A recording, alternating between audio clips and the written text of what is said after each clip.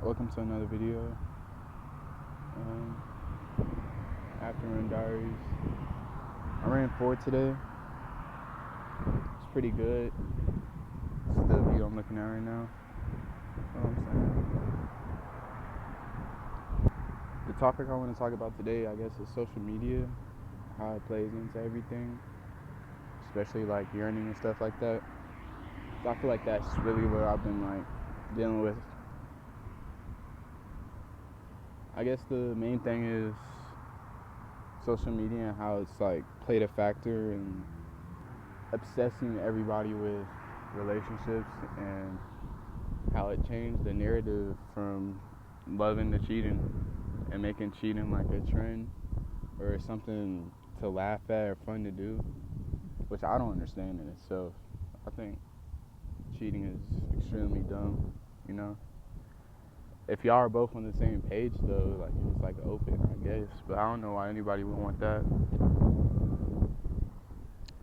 I think also too, I don't even know how cheating became a trend. You know, we got stuff like Love Island and everything, where it literally highlights all that, highlights all the dumb stuff. You know, that's also a thing I don't get either. I don't know how people watch that, but I think it plays into it as well. You know, a lot of people think they could just play with people's feelings for fun because they feel like it. I don't understand the narrative behind any of it, honestly. I just know like cheating in itself has become a trend with everybody recently, especially during like college, things like that. I think it's an epidemic right now, honestly. It's a horrible epidemic too, because it sucks for the people that actually want something, you know.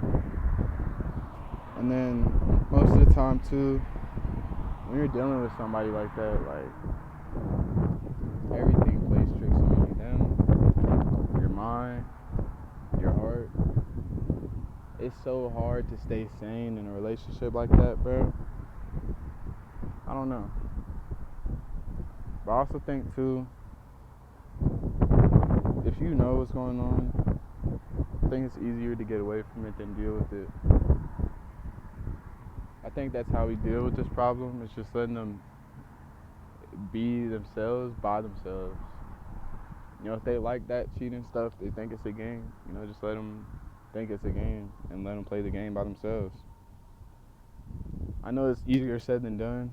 You know, it's easy to entertain somebody that you love or that you're trying to love.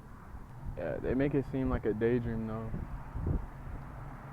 or it's like something you think you need to have, or something that you really, really want to have, because it looks extremely good when you see all the good parts of it. I think even the bad parts are good because that's how you build a relationship with somebody that you could be really, really close with. You know, y'all figure out the things y'all don't like, but y'all love about each other at the same time. Whether that be how y'all sleep, what y'all eat, what music y'all listen to. I think that's the beautiful thing about relationships that social media definitely does not show. Especially with like celebrity relationships or anything like that, like extremely private. I also think social media has made like yearning way worse than what it has to be. I think back in the day, you know, it was easier to forget about a person even after you met them, you know, have a crush on them or anything. But now, at least for me, it feels like I be going insane just having one person on my mind, wishing I could talk to them all the time, you know?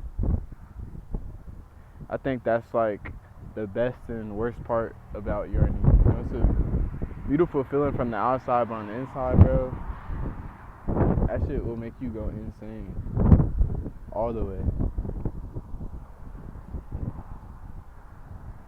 Like right now, I really like, I wouldn't say like, but I'm very attracted to this girl on social media. You know, nobody here though, where I'm living at, cause because I don't really know nobody here. But you know how it's just like tension, at least from my perspective. That's another thing too. It can make you feel like it's something that's not, bro. That's why I'm saying it's a good and bad feeling at the same time. I really wish that like you can know what the other person is feeling like at all times. Because then it would make life so much easier for the both of you. But if you're like me, I say try and reach out in some kind of way. If you are feeling like that, especially if they're close to you. If they're really close to you, like they're your friend or something, it won't hurt to tell them how you feel. If you feel like that friendship's gonna go away, so be it. You know, there's other people that you could be friends with. There's other people that you can make connections with.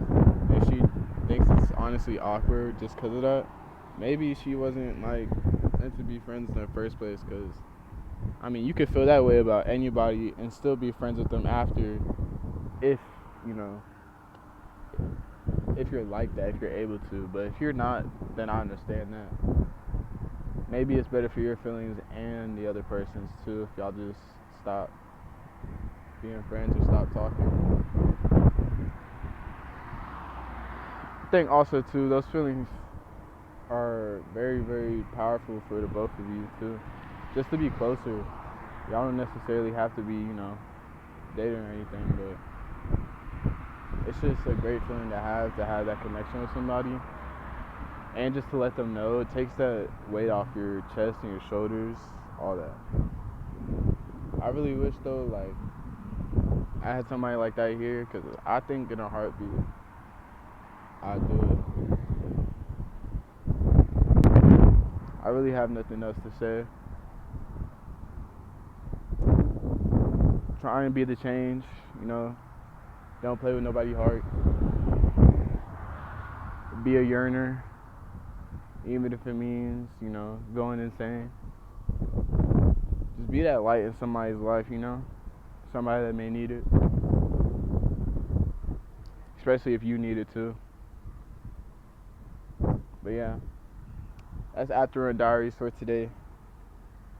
See y'all in the next one.